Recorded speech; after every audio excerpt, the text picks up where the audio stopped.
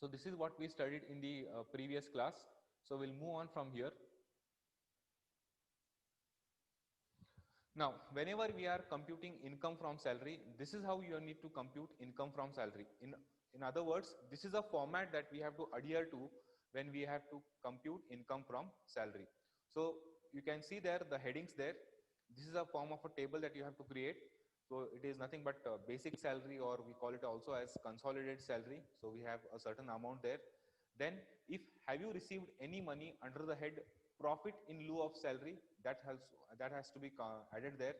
Next, any allowances, be it HR, house rent allowance, or be it any other allowance, all those allowances have to be taken care with due deductions, and the final amount has to be added in the final column.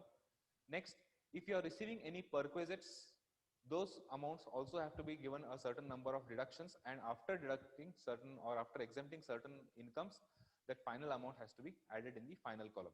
So when you take a total of all this, that is consolidated salary, allowances, profit in lieu of salary, and perquisites, when you combine all these four heads, whatever you get, we call it as gross total salary. From this gross total salary, there are certain deductions, okay, under section 7, under section 16, subsection 2, and under section 16, subsection 3. So that is called what we call as entertainment allowance, and we also call it as professional taxes. So if at all it is applicable, only then we deduct it. If it is not applicable, we will not even deduct it. So when you deduct all those things, whatever final amount comes, that we call it as income from salary. Now we are going to use this particular format in determining the income from salaries. But before we go to computing the income from salaries, we have to understand each of these heads. You can see some heads there, that is basic salary and consolidated salary. You see allowances, you see profit in lieu of salary, you see perquisites. So we have to go deeper into all these heads and try to find out what are the different types of allowances that are applicable. Like for example, I just gave you one example, such as HRA is one allowance, okay. Then city compensatory allowance is second. Next, we have children's education allowance. Next, we also have something called as people who are serving in hostile region or in different terrains. For such people, there is a separate allowance. So all these conditions is what we need to understand. And once we go through it, only then we'll be able to compute all the allowances. So right now what I'm going to do, I'm going to start with the next part, that is allowances. Right. Now there are different types of allowances that are applicable to any citizen of India or any residential person in India, and that is what we have to understand. What are the different allowances that we have to take into consideration? So the first allowance that we have is allowances to government officials for services rendered outside India. See, we have something called as ambassadors of India who serve in some other countries, right? In all the countries of the world, wherever there is an Indian consulate, all the people who are working in the consulate, they are working in different countries, but their salary is coming from India. No doubt it is an Indian income, but because they are serving in that particular country, the government will pay some extra allowances also to them. That will be called as allowances to government officials for services rendered outside India. So if they get some extra money, okay, that is because they are rendering services to India by residing outside India. So that clause has to be studied. Next, we have house rent allowance. Now I'll go into details of house rent allowance at a later stage. First, what we are doing is we are just taking into account what are the various types of allowances. Then in detail, we'll go one by one as to what are the different types of allowances. So first is the government allowance, or the allowances paid to the government officials for rendering services outside India. Second is HRA, that is house rent allowance. Third is, okay, whenever you are performing your duties, right? Maybe you are into marketing, maybe you are into sales, you need to travel a lot, you need to move a lot, right? In such case, you also have something called as the travel allowance or the tour allowance that is applicable. Because see, if you are handling a region, if you are an area manager of a particular company and you are supposed to handle a particular area, it is bound to expect that you need to travel, right? So you may use different modes of transport to travel. So to take care of those expenses, a certain extra money is given to you by the company. That is what we call as travel allowance or tour allowance. Next, we also have something called as transfer allowance. You might have seen that whenever bank employees, generally I'm talking about bank employees or insurance company employees, all these employees, whenever they get transferred from one location to another location, right? Say for example, I am a person working in State Bank of India, right, as a officer, and I'm transferred to a place called Nashik in Maharashtra, right? So I have to move my luggage, I have to move my family, I have to move all my household things to that particular place. So whenever I have to move all these things from one location to another location, there is an expenditure. Say I may incur around 20,000 or I may incur around 30,000 rupees of expenditure because I have to hire a truck, load everything in the truck, move to some other place. So this extra money that I have to spend is because I am performing my duty in State Bank of India, for which State Bank of India will give me 30,000 rupees as transfer allowance, because I'm getting transferred, some extra money has been paid to me, or maybe I'm living in a city which has high cost of living, so I get some extra allowance also. So that is also what we call as transfer allowance or other allowances. Next, we have conveyance allowance. When you commute from your office to your residence and from your residence to your office, okay, you are coming to office because it is a part of your duty to come. So there are companies who pay something called as conveyance allowance for you to transfer between one place to another place. Next, we have the helper allowance. Next, we also have allowances for academic research and training allowance, okay, uniform allowance and outfit allowance also. People who are working in factories, okay, every 6 months they get a new pair of uniform, right? They get two pairs of uniform every 6 months. So, so company will not give them a uniform. Company will give them money that is required to stitch or get a uniform. So this extra money that is been given to them, it will not be called as income from salary, but it is an allowance been given to them. So that has to be given due respect and exemption also. So this is what we have. These are expenses or these are allowances which are required to be met for the performance of our duty. So these are called as performance duty allowances, right? Next, we also have allowances to meet personal expenses at place of duty of the office or at the residence. There are some expenses which you have to meet for your personal reasons also, right? For example, if you have moved to a higher location, or if you have moved to a higher position in the company, and as a result you have been transferred to some other location, in such case you will be given an extra allowance because one, there is a increase in your hierarchy and you have moved to a certain location also. In that case, you will also get certain extra money from the company to meet your personal expenses also. That is what we call as special allowances. Next, we have children's education allowance, or is also called as hostel allowance.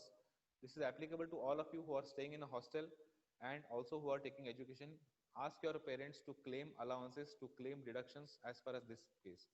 Any, no, whatever hostel money that you pay, whatever education money that you pay or tuition fees that you pay to the college, all qualify for deductions. Please ask your parents to take due deductions from the income tax, whatever they pay. Next, there is also an allowance if you are taking care, if you are a blind person, if you are a handicapped person, and if you are commuting from your residence to office, okay, you cannot travel by the regular mode of transport. You will have a different mode of transport. So in such case, you will have to meet those expenses. So to meet those expenses, the companies may offer you certain extra allowance. That is what we call as transportation allowance for blind and handicapped people. Okay. Next, we also have transfer allowance for normal employees to commute from their residence to office also. That possibility is also available.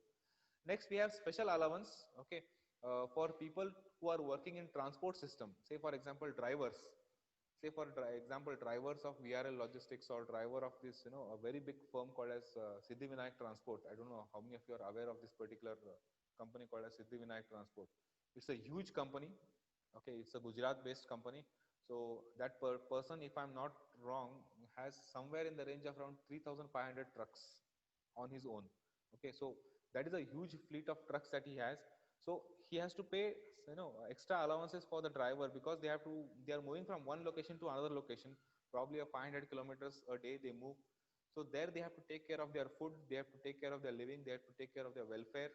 So in such case, people who are involved in transport business should be given extra allowances to complete their duty, right? So that is what we call as transport allowance being paid to employees who work in a transport system, right? So all these are nothing but extra money that has been given to the people because they are working under different conditions. So that is what we call as allowances. This is not a part of the salary, basic salary, but this comes as a part of gross salary. Next, we also have certain extra allowances been given to armed forces. When I say armed forces, I'm talking about all armed forces, whether it is Army, Navy, Air Force, paramilitary, BSF, coast guards, whatever, whoever qualifies as armed forces, including police personnel, whether it is reserve police force or normal police or rapid action force, whatever type of the armed forces are there, they will get an extra allowance. Like for example, they also get a counter insurgency allowance. If you are working in a highly disturbed area, right? If you are working in a highly disturbed area somewhere, say for example you are an army person and you are working in disturbed area of Jammu and Kashmir, especially in the along the LOC, that we call it as counter insurgency area, right? So there is a constant threat for your life on day to day basis. So as a result, you will have to take extra protection for yourself, and as a result you will incur certain extra expenditure. So to meet that expenditure, the government pays you extra allowance. That is what we call as counter insurgency allowance. Next, we also have high altitude allowance. Okay, armed forces who are deployed at various heights of Siachen Glacier, okay, the life there is very very difficult. So to take care of them, they get an extra money for that. That is what we call as high altitude allowance. Then we also have inland duty allowances. That means if you are working in a area, or if you are working in an island where there is limited scope of getting food, water, shelter, in such case you also get an extra money. That is what we call as inland duty allowances. Also, there is something extra allowance been given to people who are working in difficult conditions.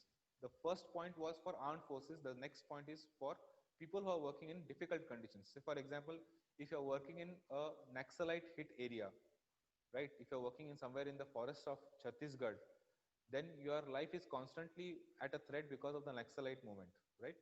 As a result, you get an extra allowance. If you're working in tribal areas where there is difficult to get food and basic necessities, there you get an extra allowance.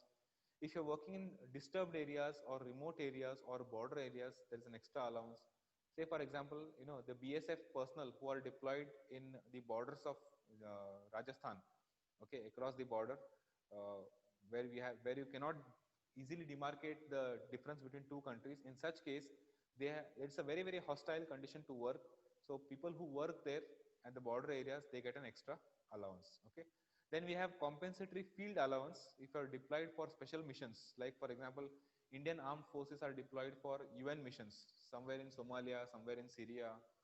In such case, they also get an extra money. That is what we call as compensatory field allowance. Because they are on the field, they are on different terrain, and that is the reason they get an extra allowance. So all these things is what we have to understand in these particular types of allowances. Okay, so these are various heads of allowance. Now we'll go into details of all the allowances that are there, right? So one by one we'll start. Till this particular point, any doubts?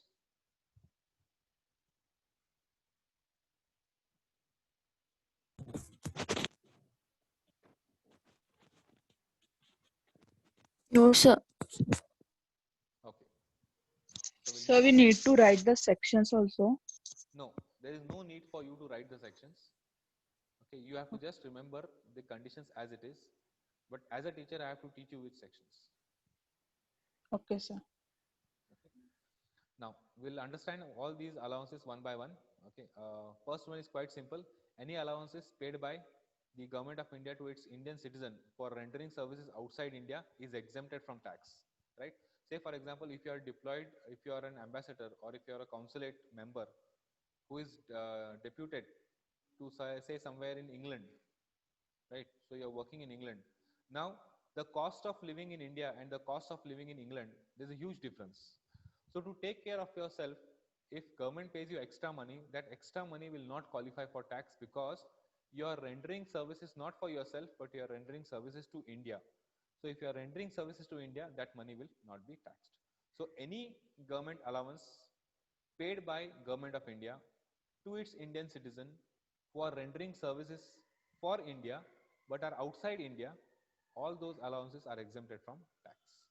Okay, I'll give a simple example. Suppose I am an ambassador and I'm deputed in New York, in America, right? My salary is, say, let us say 80,000 rupees per month as per government standards. But 80,000 is of no use to me as far as a city like New York is concerned, because the cost of living in New York is very high, one of the most costly cities of the world. I cannot afford, taking care of myself. Forget about my family. I cannot afford to take care of myself with 80,000 rupees. So in that case, the government pays me some extra money. Probably it may pay me another 80,000 rupees. So for me, income from salary is only 80,000 rupees, whereas this extra 80,000 rupees that I get from Government of India, that will be called as allowances and which will not be taxed. Okay, so this is how you need to understand. Now we come to HRA, right? Now HRA is nothing but house rent allowances. Now there are certain conditions that we have to understand as to what is HRA. From your exam point of view, this is a sure shot question in your final exam. They will ask you to mention the conditions of an HRA, and they will also give you a problem on HRA. So this will come as a combination, or it may come separate also, but understanding the conditions for HRA is very important. Now let us see what are the conditions for computing HRA. First one, any company where you render services, okay, always if you open your salary slip, you will see basic salary, you will see HRA. HRA is a very important component that has to be paid. Now, under this particular head of HRA, there are certain conditions that we have to follow, right? What does the conditions say? Is what is the actual HRA that you have received from the company? That is the first point that we have to take into consideration. Okay. Next, rent paid in excess of 10% of salary. Now, please understand, if you are living in a own house, then the concept of HRA is not applicable to you. To claim the benefit of HRA, you have to live in a rented house, because it is very clearly says house rent allowance. So first of all, you have to pay the rent. If you're staying in your own house, right? If you're staying in your own house, the concept of HRA does not come, because you're not paying any rent, right? And it is not a rented house. So first thing is, if you want to claim benefit under HRA, you have to stay in a rented house, first point. Okay. Next, once you stay in a rented house, you have to pay the rent. In other words, if you're staying in a rented house and if your father is paying the rent, you cannot claim HRA. Your father can claim HRA. Okay, if you're staying in a joint family, okay, and if that too you're staying in a rented house and rent is paid by the uncle, you don't qualify for HRA benefit. Your uncle will qualify, because the rent agreement has to be in your name, and the rent amount you have to pay from your account, or else the receipt has to be generated for the rent on your name. Only then the concept of HRA gets applicable. So people who are staying in rented house, people who are staying in a leased house, people who are staying in their own house, people who are staying in their ancestral house, this concept will not be applicable for you. Okay, so this is applicable only for people who stay on rent. So let us see what are the conditions. First is, if you want to claim what is the HRA, if you want to claim HRA benefit, first thing is you have to see what is the actual HRA that you receive from your company. So take that amount and keep it aside, because we will need it for reference. Second point, it says rent paid in excess of 10% of salary. That is the second condition, is what we have to understand. Okay, so we'll come to the problems at a later stage.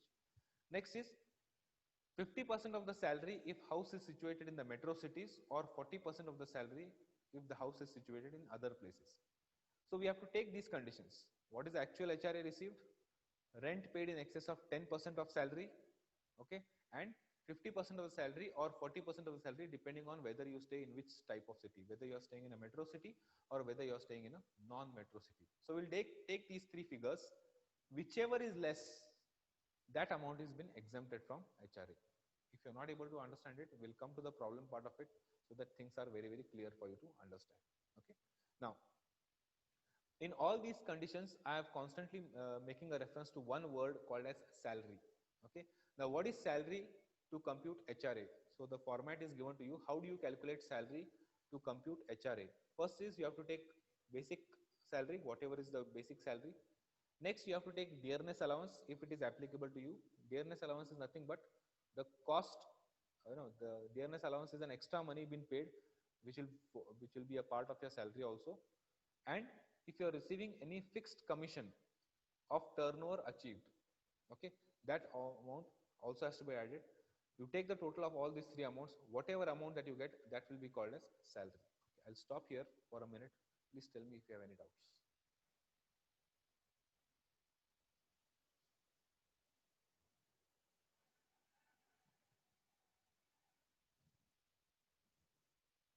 So that you said 50% of salary if house is situated in metro cities. Yes. So there are 4 to 5 metro cities, like, no, sir? Like Madras is there, I guess Mumbai. Madras and Chennai is one. Yes, sir. Chennai one, sir. Mumbai, I guess one, sir. Yeah, so we have Delhi, Mumbai, Calcutta, okay, and Chennai. Kolkata. Okay, Apart okay, sir.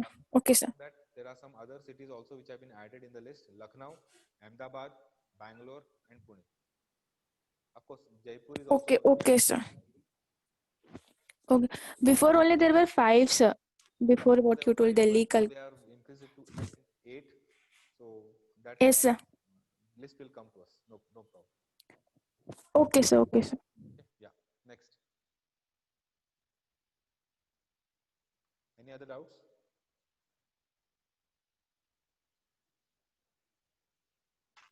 No, sir. Okay. Now, as I said, somebody has responded on the chat. Just a minute.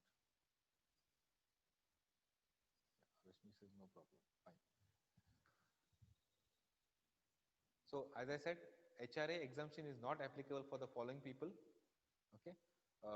If the residence is own house, you are not entitled for HRA. That means benefit of HRA. If it is residence is owned by others without incurring any expenditure on rent, then also you are not eligible for it. And if house rent paid is less than 10% of the salary, then also you are not eligible to claim HRA. So we'll come to that 10% and whatever is there, we'll come to it at a later stage. Okay. But apart from that, if you are staying in a rented house and if you are paying rent by cash and if you don't have any proof for the rent that you have paid, you still cannot claim HRA benefit. So if you want to really claim HRA benefit, there are two conditions that you have to do. One, there has to be a proper rent agreement between you as a tenant and the landlord. So there has to be a rent agreement, point number one.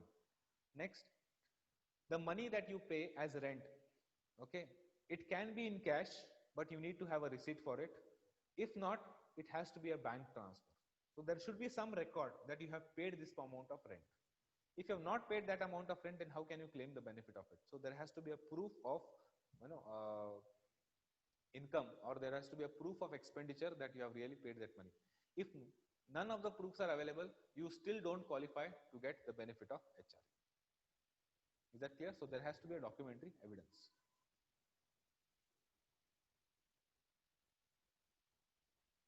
Yeah. Any doubts here? We'll come to the problem part of it at a later stage, no doubt about it. But I'll just clarify, I'll just go through the other allowances that are there. As I said, then we have some special allowances. By the way, are you able to understand what is HRA? Now remember, whenever we are Yes, solving sir. problems, all these conditions is what you have to remember. What you have to remember: HRA received, rent paid in excess of 10% of salary, 50% of salary, or 40% of salary if house is situated in other places. So these conditions are very important for you to understand. But for that, you need to calculate salary. And how is salary calculated? This is the mechanism of calculating salary. Clear? So as we come to the problems, I will be discussing a lot of problems on HRA. There you'll be able to understand things in a much better way. Next, we have the special allowances. So as I said, special allowances are travel allowances or tour allowances, transfer allowances, conveyance allowances, okay, helper allowances. So as and when we come to those particular allowances, we'll study that. Right now, if I have to go through it, it will be a lot of, we have to go a lot of into details of it. So as and when we come across those problems, we will address all these different types of allowances, right? Next, we have special allowances granted to meet personal expenses of people who are performing their duties. So as and when that condition comes, we'll go to it. Okay. Next is, yeah, this is applicable. This is more important for you. Okay. So there are some expenses which are been exempted. So if you are educating your child, right, your parents, if they are educating you, you can claim tax benefit under that. And what is the tax benefit? Rupees 100 per month per child, maximum up to 2 children, okay, is what you can claim. So out of total fees that you pay of whatever tuition fees that you pay of 51,000 rupees or odd, okay, so just take 100 rupees into 12 months is how much? 1200 rupees. Plus you are staying in a hostel, so 300 rupees into 12 is 3600 rupees plus 1,200 rupees. So this total amount of money you can straight away deduct it from your tax liability, because that amount is been exempted from taxes. So please ask your parents to take benefit of this particular section called as section 10 subsection 14, wherein students who are being educated for higher education, and if they are paying fees, they can claim benefit of that particular fees. So this condition is applicable for everyone. Okay. Next we have transport allowances. So if there is a person who is physically challenged, or who is challenged in the form of eyesight, or who is blind, if he wants to commute from his residence to office, okay, he will be given some extra money. Say for example, okay, uh, I am handicapped, right? And I have to commute from my residence to office on daily basis, for which, let us say, college pays me extra 3,000 rupees per month, right? Because I'm commuting from residence to my office by not by a two-wheeler, but I have to take a different mode of transport, for which, to take care of these expenses, the college is paying me extra 3,000 rupees. Let us assume. Now, out of these 3,000 rupees that I'm receiving from the college, okay, because I'm physically challenged, 1,600 rupees, okay, is straight away exempted. See, just try to understand one thing. I'm receiving salary from whatever services that I do here. Let us say I'm receiving around 50,000 rupees of salary from the college. Apart from this 50,000 rupees that I receive, I also receive extra 3,000 rupees because I'm blind, or I'm physically challenged, and I need a special transport to come from my residence to my office. So if you compute it, my actual salary becomes 50 plus 3, it becomes 53,000 rupees. So I am liable to pay tax on 53,000 rupees. This is the normal condition. But since I am physically challenged, what the government authorities tell you, that you receive 50,000 rupees as a part of a salary, that's fine. But you are also receiving extra 3,000 rupees because you are physically challenged and the college is paying you. Out of these 3,000 rupees, okay, so 3,000 rupees is an extra income for me. So the government says, we are not going to tax you on this extra 3,000 rupees. Out of these 3,000 rupees, 1,600 rupees, we will straight away exempt it. And whatever money is remaining, right? Whatever money is remaining, that is 1,400 that is remaining. So we will tax only on 1,400. We will not tax on 1,600. That is what the condition says. Are you able to understand this? Sir. Yes, sir. Any other person has any doubts, please let me know. Okay, fine. So if you are blind or if you are physically challenged, then the exempted allowance is 1,600. But if you are a normal person and if you commute from your office and residence, it is only 800 rupees, because you can take any mode of transport because you are physically fit. So that system is also applicable to you. So for a blind and a physically challenged, 1,600 rupees is the exemption. For a normal person, it is just 800 rupees per month is the exemption. Okay. Next, if you are a driver, right? If you are a driver and if you have to perform your duties, mind you, this is applicable even for drivers who work in railways, the engine drivers. This is also applicable for pilots, okay, because they are in a transport system. It is also applicable for people who are in merchant navy, okay, so go from one location to another location. This condition is also applicable for them, because they are in a transport system. They have to move on constant basis. So to take care of them, they will be given an extra money, right? So it says up to 60,000, up to 6,000 rupees per month. If you are receiving any transport allowance, you will be exempted. Say for example, I am giving a simple case. Assume that I am a engine driver of Indian Railways. Okay. Apart from salary, because I am in a transport system, the railways pays me extra 10,000 rupees per month to take care of myself, right? Because I have to eat outside, I have to sleep in the hotels. Okay, I have to sleep. Sometimes I have to sleep in the railway dormitory also. So I have to take care of myself on my own. There is nobody else to take care of me, right? So in such case, I may need some extra money, and because I have to take extra money, the railways has pays me 10,000 rupees extra money. Okay. Now what is the condition? It says, just look at the condition. It says 70% of allowance up to a maximum of 6,000 rupees. Now I've told you that apart from salary, what I receive, I also receive 10,000 rupees as transport allowance because I'm in a transport system. What is 70% of 10,000 rupees?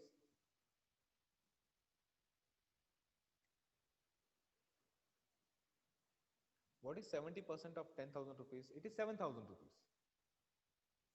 right? It is 7,000 rupees. So the condition is 70% of whatever allowance I receive, that is 7,000 or 6,000, whichever is lesser, that amount is exempted. So in other words, out of 10,000 rupees of extra money that I receive per month, okay, I have to check for the condition whether 7,000, 70% of the total money that I receive, whether that amount is more than 6,000 or less than 6,000. If it is more than 6,000, then I have to take the base limit as 6,000. If it is less than 6,000, then even then I can claim only 6,000 rupees per month. Okay. So 6,000 rupees per month is exempted. So only I will have to pay tax on the remaining 4,000 rupees that I receive. Please tell me, are you able to understand what I'm trying to tell? So if the amount is less than 6,000, then we should take that amount or 6,000 only. No, see, I'll give another example. Suppose I receive an allowance of 8,000 rupees, right? I receive not 8,000, I'll make it still lesser. Suppose I receive an allowance of 7,000 rupees per month, right? What is 70% Yes, of sir. 70% of 7,000? 4,900 rupees, right? Yes, sir. Right. So the condition is I can claim benefit of only 4,900 rupees, not more than that. Maximum that I can claim is 6,000 rupees, but I cannot claim more than whatever I receive. Are you able to understand? Yes, I'll sir. give you another example. Suppose I receive only 5,000 rupees as my transport allowance. Okay, so what is 70% of 5,000 rupees?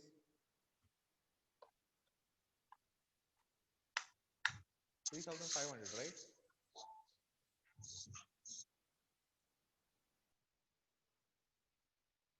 Come on. Yes, sir. I'm talking about simple percentages. 70% Yes, of sir. 5,000 is how much? 3,500 rupees, right? So I can claim benefit of only 3,500 rupees. I cannot claim 6,000 rupees here because I have not received that much. I have not received, so whichever is lesser is what I can claim. On the other hand, let Yes, us sir. say I receive 10,000 rupees as transport allowance. What is 70% of 10,000? 7,000 rupees. So either I can 7,000. receive, either I can take benefit of 7,000 rupees or 6,000 rupees. So what is the maximum limit here? 6,000 rupees. So I can claim 6,000. benefit only of 6,000 rupees, not more than that. Are you able Yes, to sir. understand what I'm talking about? Yes, sir. Yes, sir. Anyone else has any doubts?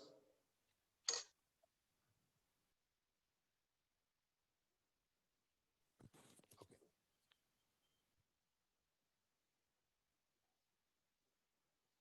Next, we have some other allowances. I'll quickly go through them. We have something called as the counter insurgency allowance. Okay, that means it is applicable only for soldiers. So point number 1, 2, and 3 is applicable only for armed forces. Okay, so if you are working in a counter insurgency allowance, you will be paid extra 3,900 rupees. You can claim benefit of 3,900 rupees per month. Okay, for any amount that you receive. If you are working at higher altitudes, right? That means if you are working in the Himalayan ranges and if your base station is somewhere between 9,000 feet to 15,000 feet, then it will be 1060. If it is greater than that, then it will be 1,600 rupees per month. Okay. So these are all the allowances basically that are given to employees to take care of themselves. You may receive more than this amount, what is prescribed, but whatever amount that you receive, you can deduct these amounts that are mentioned on your screen. You can deduct these amounts because these amounts qualify for exemptions, and only on the balance amount you are liable to pay taxes. I'll give you a simple example. Let us say that I am working in a coal field. Okay, so point number 4, underground allowance for working in coal mines. So suppose I'm working in a coal mine, okay, and because I'm working in a coal mine, I'm working in a harsh condition, there could be fire, there could be threat to my life, anything can happen to me. Because I am risking my life in such a harsh environment, the company gives me extra 2000 rupees per month, right? So out of this extra 2000 rupees per month that I receive, I am actually liable to pay tax on 2000 rupees because that is an income for me, right? But the government says, since you are working in a coal field, you are working in an area which is very not hygienic, you need not pay tax on 2000 rupees. Out of 2000 rupees, you can straight away deduct 800 rupees. So only on the balance amount you have to pay tax. That is, only I have to pay tax on 1200 rupees, right? So these are some exemptions limits that are applicable. As and when we come across these problems, we will go through it. Is that clear? Yes, sir. Okay, so Yes, there's a sir. lot of things to discuss. As and when we come across, we will discuss all those points. Okay, so we'll stop the class here, and I'll meet you in the next class. Okay, I'll just take the attendance. Okay. Thank you.